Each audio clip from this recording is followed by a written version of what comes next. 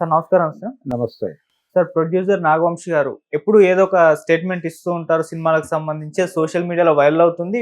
అంటే మీమ్స్‌కు అండ్ ట్రోలింగ్‌కి కూడా గురవుతుంది. అంటే ట్రోలింగ్ చేసే స్టఫ్ ఇస్తూ ఉంటారు ఆయన. ఇప్పుడు మళ్ళీ ఇంకో స్టేట్మెంట్ ఇచ్చారు సార్. అది కూడా సోషల్ మీడియాలో ట్రోల్ అవుతుంది. అదేంటంటే మార్నింగ్ 1 AM షోకి మీరు నిద్ర మబ్బులతో వచ్చారు. అందుకే 'దేవరా' సినిమా మీకు ఎక్కలేదు. ఇప్పుడు 'డాకు మహారాజ్' సినిమాకి 4 AM షోస్ ప్లాన్ చేశారు. మంచిగా మీరు ఫ్రెష్ అప్ అయితే మీకు ఎక్కుతుంది సినిమా అన్నట్టు మాట్లాడేశారు. అంటే మళ్ళీ ఇక్కడ ఆడియన్స్‌ని ఆయన టార్గెట్ చేసి ఆడియన్సే సరిగ్గా అర్థం చేసుకోలేకపోయారు సినిమా అని చెప్పేసి పాయింట్అవుట్ చేసి మరి మాట్లాడుతున్నారని చెప్పి సోషల్ మీడియాలో చర్చించుకుంటున్నారు సార్. మరి ఆయన కామెంట్స్ మీరు ఏ విధంగా చూస్తారు సార్? అంటే 'పుష్ప 2'కి 9:30కి పర్మిషన్ ఇచ్చారు. అవును. 9:30 షోస్ పడ్డాయి. హ్మ్. ఇంకొంచెం ముందుకెళ్తే కొన్ని చోట్ల పర్మిషన్ లేకుండా కొంచెం చొరవ చేసి 6:30కి వేసిన సెంటర్లు కూడా ఉన్నాయి. మరి ఈయన వేయమన్నాడా, అర్ధరాత్రి పూట వస్తే నెగిటివ్ టాక్ వస్తుంది, ముందే వేయండి అని ఏమన్నా సలహా చెప్పాడా అనేది చూడాలి. అయితే ఇప్పుడు ప్రజెంట్ పరిస్థితుల్లో ఈయన 4 గంటలకి షో వేసిన 4 గంటలకు వెళ్ళేవాళ్ళు కూడా నిద్రమత్తుతోనే పెడతారు. 4ంటికి థియేటర్లోకి వెళ్ళాలంటే వాళ్ళు ఉన్నటువంటి ప్రదేశాల నుంచి థియేటర్ దగ్గరికి చేరటానికి కనీసం 1 గంట, గంటన్నర ముందు బయలుదేరాల్సి ఉంటుంది. ప్రిపరేషన్కి ఇంకొక అరగంట వేసుకుంటే 2 గంటలకు 1:00 షోకి వెళ్ళటానికి దానికి పెద్ద తేడా ఏం లేదు. పైగా నిద్రపోయి లేచి వెళ్ళటం అనేది సఫరింగ్ వ్యవహారం. 1:00 షో అనేది ఆల్రెడీ ఏదో ఒక యాక్టివిటీలో ఉండి చూసి వచ్చేస్తారు సినిమాని. సో అక్కడితో అయిపోతుంది. 3:00, 4:00 వచ్చి పడుకుని నిద్రపోతారు. పొద్దున్నే లైఫ్ డే ఫ్రెష్గా స్టార్ట్ అవుతుంది.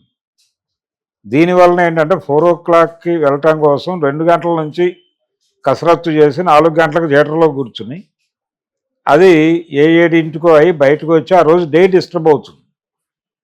అందుకని ఆయన యాంగిల్లో చూస్తే అది కరెక్ట్ కాదు. 1 గంట షోయే బెటర్ జడ్జిమెంట్ ఉంటుంది. 4 గంటలకు షో వేసినటువంటి ఆదిపురుషుడు ఏమయ్యాడో మనం చూసాం. 4 గంటలకు షో వేసిన మిగిలిన సినిమాల బతుకేంటో చూసాం. 1:00 షో వేసిన సినిమాలు బ్రైట్గానే ఉన్నాయి. ఇప్పుడు 'దేవర' సినిమా ఆయన ఉటంకించాడు, కానీ 'దేవర' సినిమా ఎన్టీఆర్ కెరియర్లో బిగ్గెస్ట్ కలెక్టరే. ఎక్కువ డబ్బులు కలెక్ట్ చేసింది 512 కోట్లు, 20 కోట్లు, 520 వరకు కలెక్ట్ చేసింది అది. కాకపోతే ఏంటంటే ఆ సినిమాకి ప్రాబ్లం ఏమిచ్చింది, అది హిందీ బెల్ట్లో ప్రాపర్గా కనెక్ట్ కాకపోవడం వలన తగ్గింది. ఒకవేళ హిందీ బెల్ట్లో కనెక్ట్ అయితే మ్యాక్సిమం ఇంకొక 2-3 నడిచేది. అంటే సలార్ని బీట్ చేయటము, లేకపోతే సలార్ని రీచ్ అవటము జరిగేది. ఆ సబ్జెక్టుకు ఉన్నటువంటి లిమిటేషన్ అది, దానికి ఉన్న పరిమితి అది. ప్రతి సబ్జెక్టుకి ఒక పరిమితి, ఒక విస్తృతి ఉంటుంది. ఓకే. ఆ సబ్జెక్టుకి వాళ్ళు డీల్ చేసినటువంటి పద్ధతికి ఆ లిమిటేషన్ ఉంది 'దేవర'కి. అది రివ్యూస్లోనే అందరూ చెప్పారు. సో ఆ మేరకే నడిచింది అది. అంతకు మించి వేరే ఎక్స్పెక్టేషన్స్ ఏం లేవు. ఓకే. నిజానికి ఈ సంవత్సరం రిలీజ్ అయిన, అంటే 2024లో రిలీజ్ అయిన బిగ్ హిట్ సినిమాలులో అది దానికి 4వ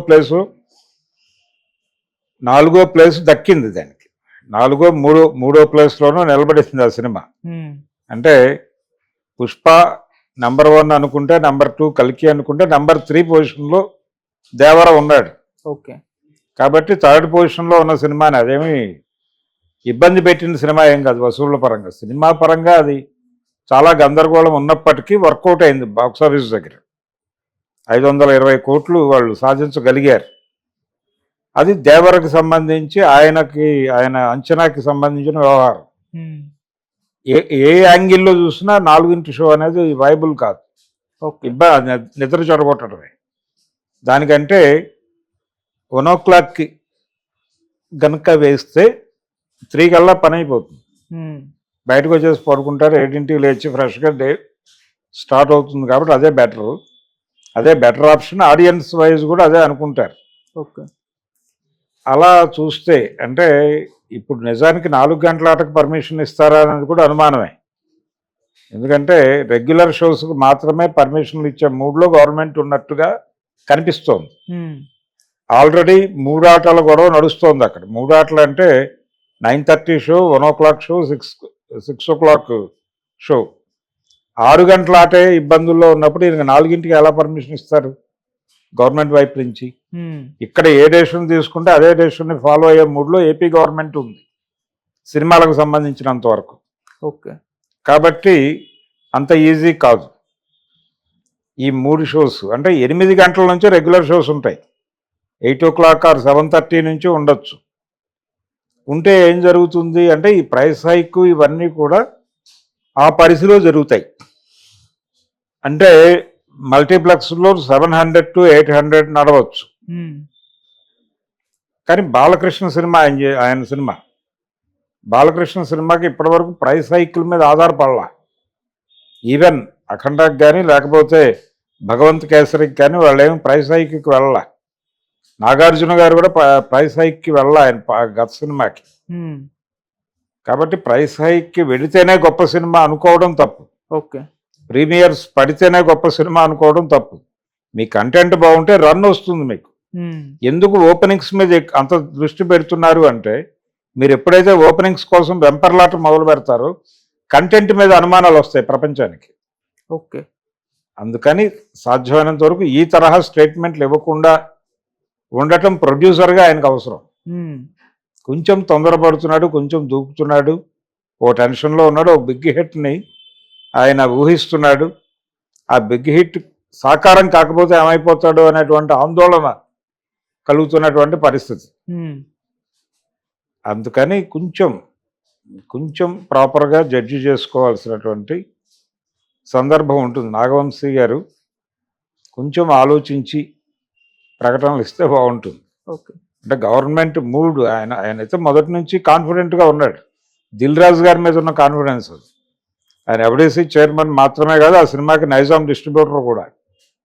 కాబట్టి ఆయన ఆర్గనైజ్ చేయగలడు అనేటువంటి కాన్ఫిడెన్స్తో ఆయన మాట్లాడుతున్నాడు. ఆర్గనైజ్ చేయగలిగిన పరిస్థితిలో ఆయన లేడేమో అనేది నా డౌట్. ఓకే. అందుకని మేబీ మ్యాక్సిమం రెగ్యులర్ షోస్ మాత్రమే ఉంటాయి, ప్రీమియర్స్ ఉండే ఛాన్స్ తక్కువే.